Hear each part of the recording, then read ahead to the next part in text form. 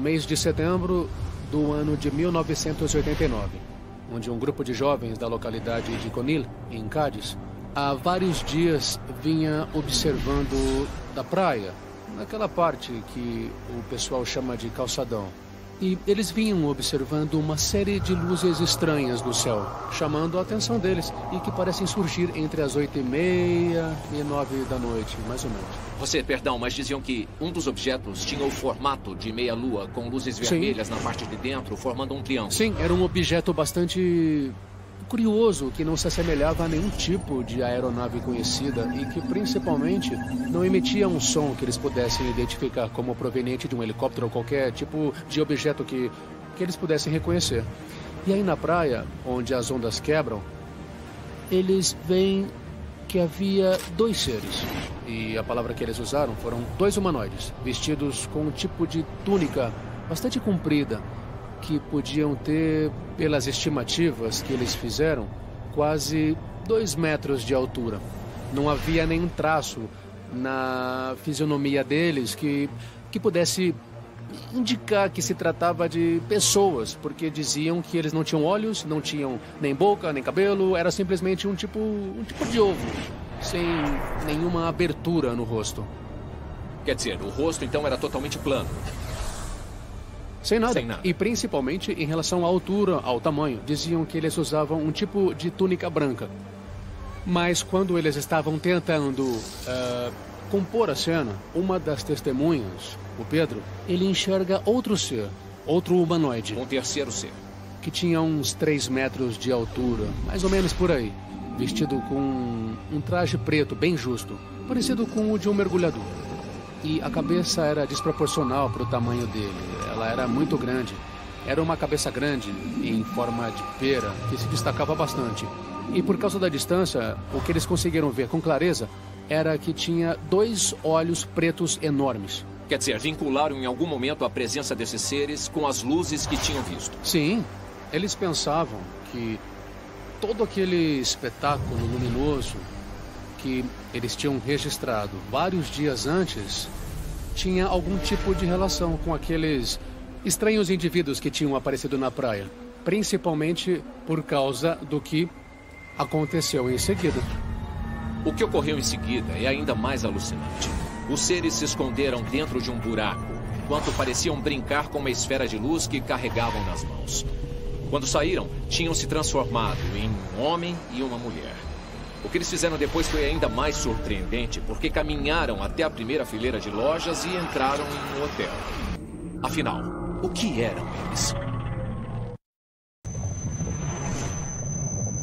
Nessa mesma data, na extinta União Soviética, também aconteceu uma coisa, como dizer, difícil de explicar. Em 9 de outubro de 1989, a agência de notícias TASS, a agência oficial de notícias da União Soviética, dá uma informação que deixa o mundo perplexo. Segundo tal informação, uma nave extraterrestre tinha aterrissado dias antes, em plena luz do dia, em um parque da cidade russa de Voronezh. Com um gigantesco robô, um outro robô pequeno com uma forma praticamente quadrada e um ser humanoide. E o mais estranho, nesse caso, no caso de Voronezh, nessa aterrissagem de um OVNI, é que em determinado momento as testemunhas descrevem que um dos extraterrestres lança um raio em uma criança e em outra criança, que desaparecem da cena. Mais tarde, na Espanha, nesse mesmo mês de setembro, ocorreu um avistamento muito curioso em Conil de la Frontera. E por isso quiseram estabelecer uma relação. Os extraterrestres tinham se manifestado na Rússia e nada mais, nada menos em Conil de la Frontera. E na União Soviética, pela primeira vez, a imprensa divulgou, quem quiser que acredite, o pouso de um disco voador no país. Em Moscou e em toda a União Soviética, o assunto da semana foi este: o disco voador que apareceu na cidade de Voronezh. Os soviéticos estão falando livremente do assunto nas ruas. Os jornais, as rádios e a televisão, todos pertencentes ao Estado, noticiam sem nenhuma restrição o aparecimento do objeto voador não identificado. Tudo isso está sendo possível por causa da Glasnost, a abertura política. O mundo inteiro não comunista, já acostumado ao fenômeno dos discos voadores, também deu um destaque especial ao disco soviético, uma raridade no noticiário da imprensa. Em Voronezh, uma cidade de 700 mil habitantes, a história do disco voador virou tema obrigatório nas discussões de rua. Este homem está empolgado e diz que disco voador é um assunto que todo mundo gosta. E só agora os soviéticos estão podendo falar. Ele até mostrou o desenho de um disco voador. A novidade da semana aconteceu mesmo aqui em Voronezh, numa área afastada da cidade, perto de um conjunto habitacional, a mais de 400 quilômetros de Moscou. Muita gente diz ter visto o disco voador, mas foi um grupo de crianças que viu o pouso do disco, a menos de 50 metros. Os meninos disseram que era um objeto muito grande em forma de bacia. Logo depois do pouso, 3 seres extraterrestres, com 4 metros de altura e cabeça pequena, desceram, acompanhados de um pequeno robô. No dia seguinte, um repórter da TV soviética foi ao local e contou outra história incrível revelada pelos meninos. O mais velho deles, de 16 anos, foi desintegrado pelos extraterrestres e logo depois voltou a se materializar, quando a nave partiu.